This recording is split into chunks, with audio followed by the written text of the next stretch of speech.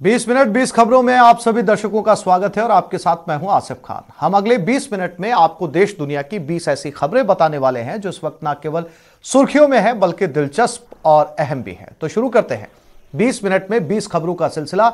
सबसे पहले देखते हैं राजस्थान की कौन कौन सी खबरें इस वक्त अहम हैं। देश में चल रहे किसान आंदोलन के बीच कांग्रेस नेता राहुल गांधी 12 और 13 फरवरी को 2 दिन के दौरे पर मरूधरा आ रहे हैं। राहुल गांधी का ये दौरा बेहद व्यस्त रहेगा। राहुल गांधी 2 दिन में प्रदेश में 5 जगहों पर किसान सभा को संबोधित करेंगे। वहीं 13 फरवरी को अजमेर के रूपगढ़ में राहुल गांधी की ट्रैक्टर रैली भी होगी। प्रदेश कांग्रेस राहुल के दौरे की तैयारियों को अमली जामा पहनाने में जोर शोर से जुटी है। राहुल गांधी के प्रस्तावित कार्यक्रम के मुताबिक 12 फरवरी को 2 स्थानों पर किसान सभा का आयोजन होगा। सुबह 11:30 बजे राहुल गांधी हनुमानगढ़ के पीलीबंगा में कृषि उपज मंडी में होने वाली किसान सभा को संबोधित करेंगे। इसके बाद दोपहर 3 बजे श्री गंगानगर के पदमपुर स्थित कृषि उपज मंडी में किसान सभा को संबोधित करेंगे। संभावना जताई जा रही है कि राहुल गांधी खुद इस रैली में ट्रैक्टर चलाएंगे। वहीं इसके बाद राहुल गांधी नागौर पहुंचेंगे। वहां पहले परबतसर में किसान सभा को संबोधित करेंगे और उसके बाद मकराना में किसान सभा होगी। गौरतलब है कि कांग्रेस पार्टी किसान आंदोलन का समर्थन करते हुए केंद्रीय कृषि कानूनों को वापस लेने की मांग कर रही है।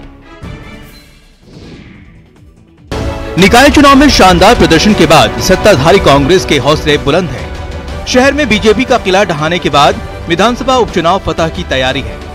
खुद मुख्यमंत्री अशोक गहलोत और प्रदेश प्रभारी अजय माकन ने उपचुनाव की रणनीति बनाकर एक प्रभारी मंत्री समेत 4 लोगों की टीम को उपचुनाव जीत की जिम्मेदारी सौंपी है। हमने जो घोषणा पत्र जारी किया उसमें से हम 70-75% वादे पूरे कर चुके हैं। आज राजस्थान एक मॉडल स्टेट के रूप में यदि खड़ा होता है और कांग्रेस अच्छे रिजल्ट देती है उपचुनाव में, क्योंकि हम लगातार निकाय चुनाव जीत रहे हैं, अधिकतर हर चुनाव में हमारी जीत हुई है, तो उससे एक बैलेंस होता है। मेरा मानना है कि राजस्थान की जनता को तय करना पड़ेगा। राजस्थान एक ऐसा मॉडल स्टेट है जहां पे एक सीनियर लीडर चीफ मिनिस्टर है अशोक गहलोत जी। यहाँ पे केंद्र सरकार जिस तरह से जीत कर गई, केंद्र सरकार 6 वर्षों में एक परीक्षा हुई मोदी जी की, उसमें वो फेल हो गए किसान आंदोलन में। जिन 4 सीटों पर उपचुनाव होने हैं उनमें राजसमंद, सुजानगढ़, सहाड़ा और वल्लभ नगर सीट शामिल है। 4 सीटों में से 3 पर कांग्रेस का कब्जा था, जबकि राजसमंद का किला बीजेपी के कब्जे में था। ऐसे में सत्ताधारी दल कम से कम 3 सीटें अपने कब्जे में करना चाहता है। 4 उपचुनाव को लेकर हम इन परिणामों को लेकर भी उत्साहित है और 4 उपचुनाव में जहां नगर निकाय थे वहां हमने जीत हासिल किया, उन विधानसभा क्षेत्रों में भी 4 में। तो हमें उम्मीद है 4 सीटें हम निश्चित रूप से भारी मतों से विजयी होंगे।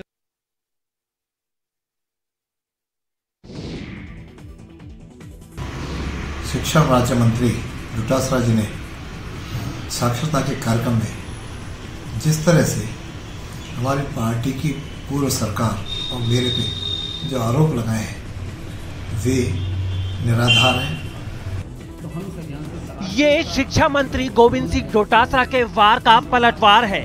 दरअसल डोटासरा की ओर से दिए गए बयान की पिछली सरकार और देवनानी का ध्यान शिक्षा पर नहीं था और वो आरएसएस की फौज तैयार करने में लगे रहे। पर पूर्व शिक्षा राज्य मंत्री वासुदेव देवनानी ने कड़ा पलटवार किया है।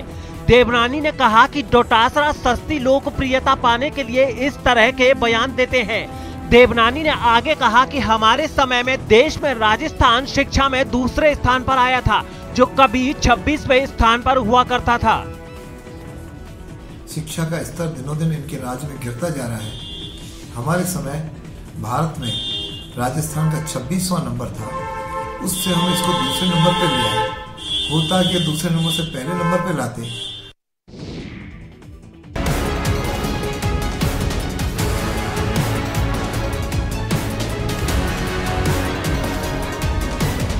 प्रदेश के लाखों अभिभावकों को सुप्रीम कोर्ट से बड़ा झटका लगा है।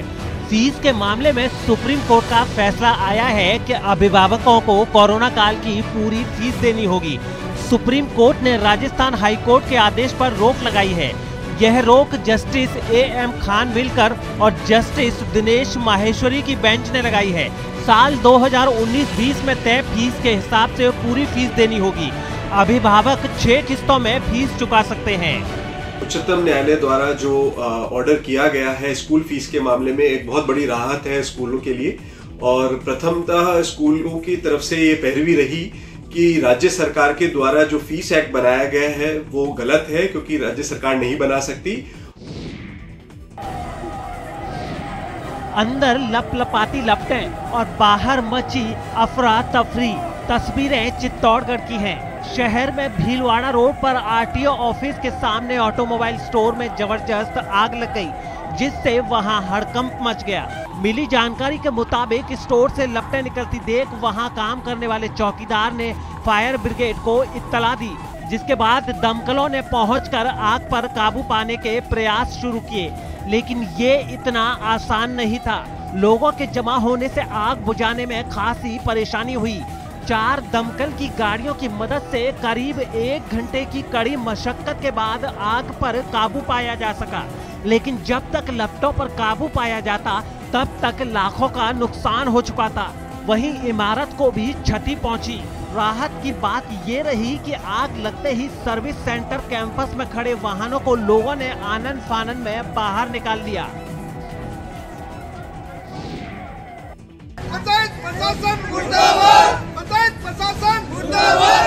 जिस व्यवस्था, जिस सिस्टम में मजदूरों को काम देने का मादा नहीं है, उसके होने का कोई मतलब नहीं। इसलिए रत्नगढ़ की ग्राम पंचायत लुंच में नरेगा मजदूरों को काम नहीं मिलने पर आक्रोशित ग्रामीणों ने सोमवार को पंचायत भवन पर ताला जड़ दिया।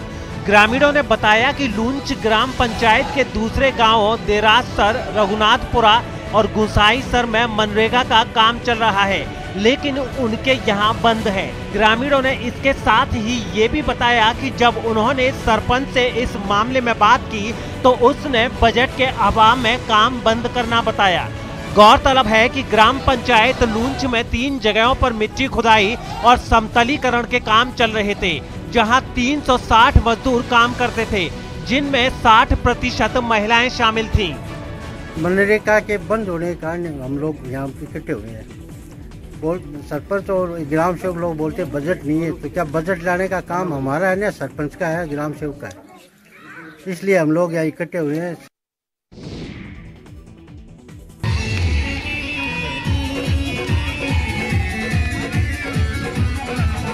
ये संगीत का जादू है जिससे कोई अछूता नहीं रह सकता।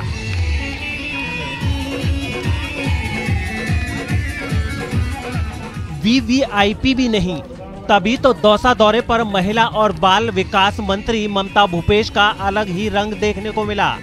आमटेड़ा के नजदीक गोला की ढाड़ी में आयोजित पद दंगल कार्यक्रम में ममता भूपेश ने न सिर्फ शिरकत की, अपने मोबाइल कैमरे से महिलाओं के डांस को कैद भी किया, बल्कि ग्रामीण महिलाओं के संग लोक गीतों पर डांस भी किया।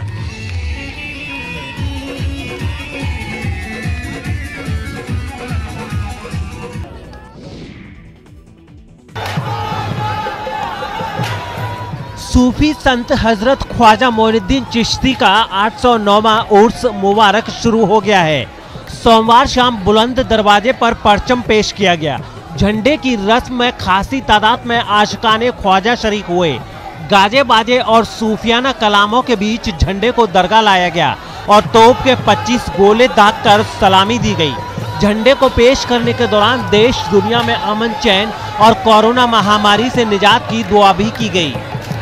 ये गरीब नवाज का उर्स मुबारक 9 दिन चलेगा, 1 रजब से लेकर 9 रजब, 12 फरवरी से 22 फरवरी तक। इसमें तमाम ज़ायरीन अपनी अपनी हाजिरियाँ करेंगे। जो लोग गैर हाजिर रहेंगे उनके लिए दरबार ख्वाजा में हम सभी दुआ करेंगे कि गरीब नवाज उनकी तमन्नाओं को पूरा करें।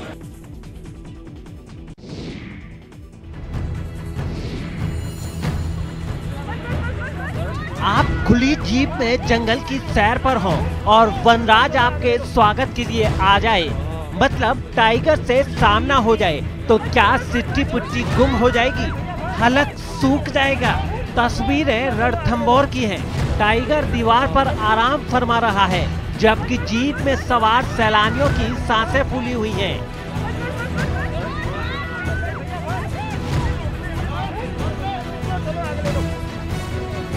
मौत से मुलाकात जो हो गई है। बहरहाल सैलानियों की किस्मत उनके साथ थी, इसलिए टाइगर चुपचाप निकल गया, जिसके बाद पर्यटकों ने राहत की सांस ली।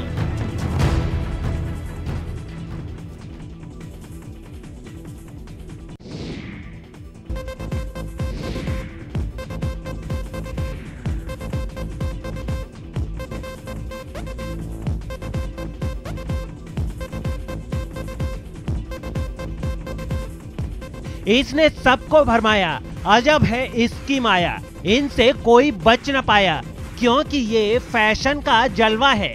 कोरोना काल के बाद जिंदगी सामान्य होती जा रही है।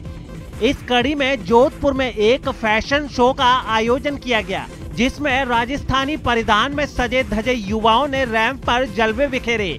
इसके बाद सूर्य नगरी की धरा पर सुंदर मॉडल्स ने कैटवॉक किया और आखिर में बॉलीवुड की भूली बिसरी यादें ताजा कर दी।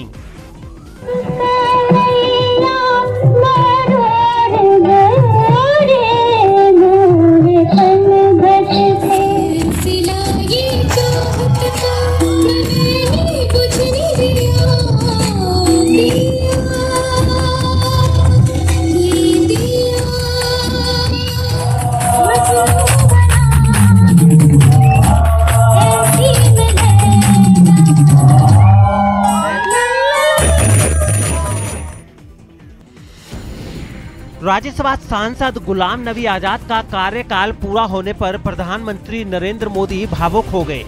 उन्होंने गुलाम नबी आजाद से अपने दोस्ताना रिश्तों का जिक्र किया। अपनी स्पीच में कई बार रुके, रोए, आंसू पहुंचे और पानी पीते रहे।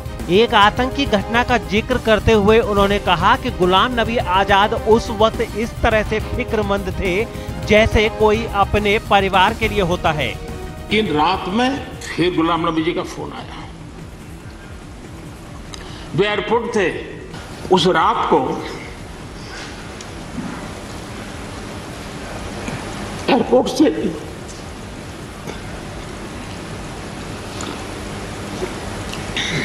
उन्होंने मुझे फोन किया और जैसे अपने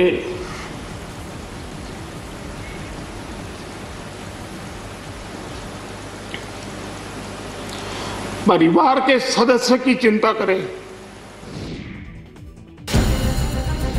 भारतीय जनता पार्टी के पूर्व सांसद और वरिष्ठ नेता किरीट सोमैया ने एक बार फिर से महाराष्ट्र के मुख्यमंत्री उद्धव ठाकरे पर निशाना साधा है।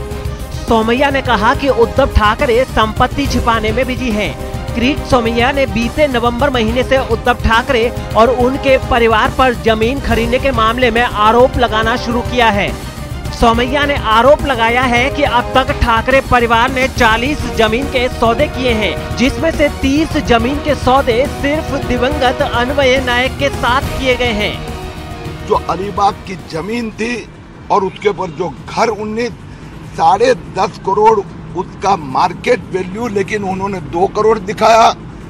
6 साल वह प्रॉपर्टी बेनामी प्रॉपर्टी करके रखी।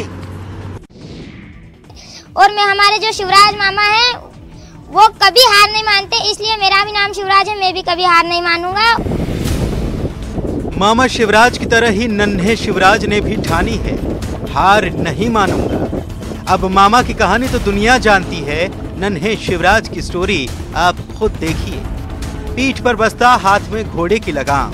खंडवा का ये जूनियर शिवराज रोज इसी तरह स्कूल जाता है। बोराड़ी माल के शिवराज यादव की उम्र महज 12 साल है, लेकिन घोड़े पर कंट्रोल अच्छे घुड़सवारों जैसा। देखिए जरा सड़क पर कैसे सरपट दौड़ रही है शिवराज की सवारी। सवार को मंजिल यानी कि स्कूल तक पहुंचाकर घोड़ा सुस्ताता है और शिवराज जुट जाता है पढ़ाई में। पर सवाल ये कि घोड़े से स्कूल जाने की नौबत आई क्यों? आमतौर पर तो बच्चे स्कूल बस, साइकिल या मम्मी पापा के साथ स्कूल जाते हैं। इस सवाल का जवाब शिवराज से ही जानते हैं। पहले मैं साइकिल से आता था, पर गिरने के वजह से मुझे चोट लग गई थी, इसलिए मैंने साइकिल को छोड़ा और वो घोड़े का भी नहीं मन उदास रहता था, इसलिए मैं घोड़े से आता हूँ और कोई डर नहीं रहता उसमें। और मैं हमारे जो शिवराज मामा हैं वो कभी हार नहीं मानते, इसलिए मेरा भी नाम शिवराज है, मैं भी कभी हार नहीं मानूंगा। साइकिल से चोट लगी तो शिवराज ने बहाना बनाकर स्कूल जाना नहीं छोड़ा। अपने घोड़े राजा को ही बना लिया शिक्षा का साथी और यूं स्कूल भी न छूटा और घोड़े की उदासी भी दूर हुई। चलती लोकल के दौरान पटरी के पास खड़े खम्भों पर हाथ मारना, दूसरी दिशा से आ रही ट्रेन के ड्राइवर के सामने की कांच पर हाथ मारना देखने वालों को भले ही रोमांचित करता हो, लेकिन रेलवे ऐसे स्टंटबाजों को बख्शने के मूड में नहीं है। इसमें हमने हमारे जो रेलवे प्रोटेक्शन फोर्स हमारी जो टीम है उनको ये वीडियो के बारे में जांच करने के आदेश दिए। मुंबई की लोकल ट्रेनों के करीब 10 महीने बाद सभी लोगों के लिए शुरू होते ही खतरनाक और जानलेवा स्टंटबाजी भी चालू हो गई है। टीवी स्क्रीन पर नजर आ रहा वीडियो मध्य रेलवे के सायन और दादर स्टेशनों के बीच का है, जहां कुछ युवक चलती लोकल के दौरान मौत को दावत देने वाले स्टंट करते दिख रहे हैं। यानी स्टंट ऐसा कि अगर कोई जरा भी लड़खड़ाए तो चंद सेकंड में खेल खत्म। लेकिन बावजूद इसके ये युवक अपनी जान को खतरे में डाल रहे हैं।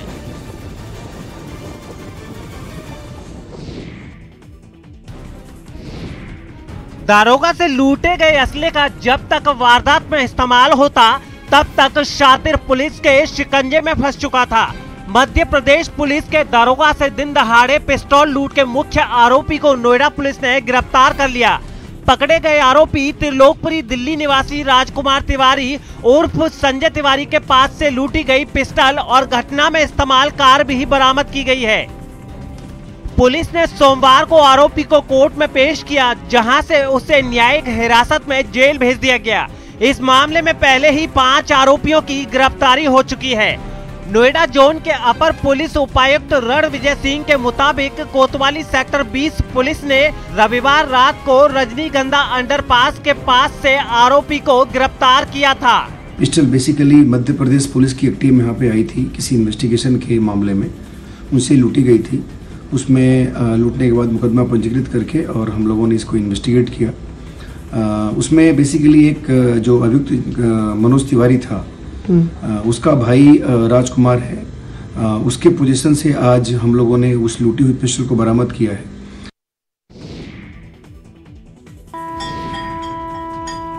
ये शंख ध्वनि और प्रज्वलित अग्नि में आहुति इसलिए है कि ईश्वर उत्तराखंड हादसे में मारे गए लोगों को मुक्ति दे और जिंदगी की जंग लड़ रहे लोगों को सांसों की सौगात दे। उत्तराखंड के चमोली में ग्लेशियर फटने से आई प्राकृतिक आपदा में मारे गए लोगों की आत्मा की शांति के लिए कानपुर के बाशिंदों ने हवन का आयोजन किया, जिसमें लोगों ने प्रज्वलित अग्नि में आहुति डालकर मारे गए लोगों की आत्मा की शांति की प्रार्थना की और आपदा में फंसे नागरिकों के सुरक्षित होने की कामना की।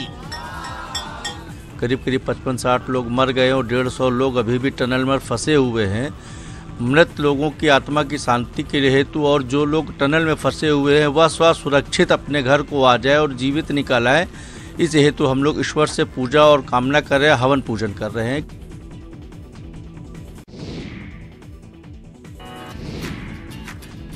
अगर आपको सजने संवरने का शौक है और इस बार वैलेंटाइन डे पर आप सबसे खूबसूरत दिखना चाहते हैं तो ये खबर आपके लिए खास है, क्योंकि राजधानी दिल्ली में इस बार ब्यूटी पार्लर्स आपके लिए वैलेंटाइन गिफ्ट का ऑफर दे रहे हैं। वैलेंटाइन वीक की शुरुआत हो चुकी है और 14 फरवरी को लोग वैलेंटाइंस मनाते हैं और इसको लेकर बाजार भी पूरी तरीके से तैयार है। बाजार में तमाम तरीके के ऑफर्स भी हैं, गिफ्ट पर भी ऑफर है। लॉकडाउन में घरों में कैद रहने की वजह से आपने अपने चेहरे पर ध्यान देना छोड़ दिया होगा, लेकिन अब एक बार फिर आपको अपने चेहरे को चमकाने का मौका मिल रहा है। बस सजने के लिए ब्यूटी पार्लर का रुख कीजिए और ब्यूटी पार्लर ओनर्स के वैलेंटाइन ऑफर्स को आज ही भुनाइए।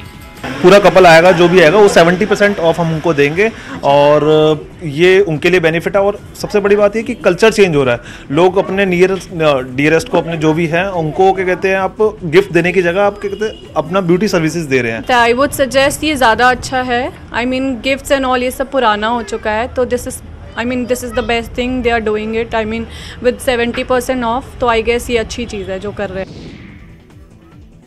20 मिनट 20 खबरों में अब देख लेते हैं कुछ अंतर्राष्ट्रीय खबरें।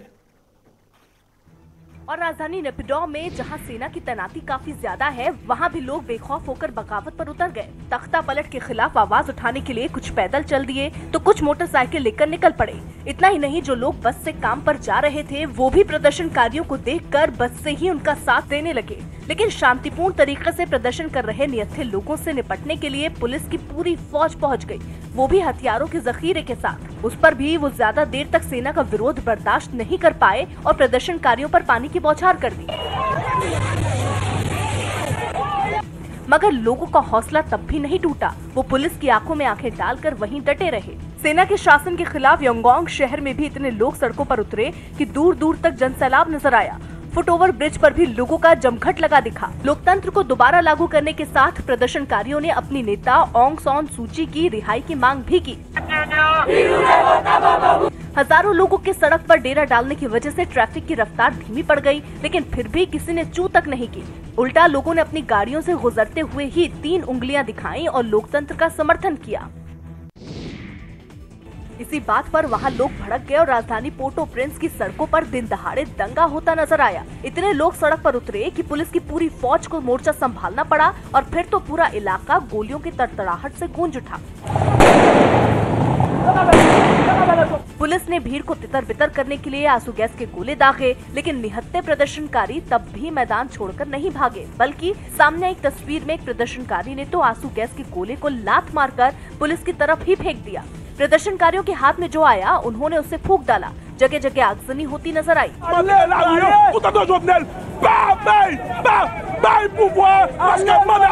लेकिन इन सब के बीच राष्ट्रपति जोवेनेल मोइज ने फिर दोहराया कि उनका कार्यकाल अगले साल तक है।